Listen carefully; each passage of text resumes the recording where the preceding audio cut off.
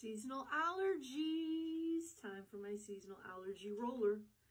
I roll it on every single day at the beginning of allergy season. So March 1st, every day. And it helps combat seasonal allergies. I feel good.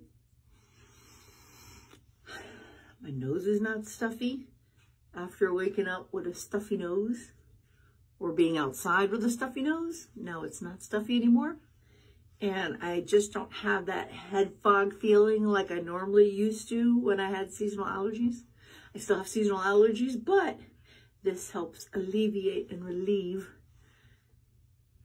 what bothers me. So love it. Get my seasonal allergy roller, spring, summer, and fall. A must have for seasonal allergies. Plants of Palm Creations.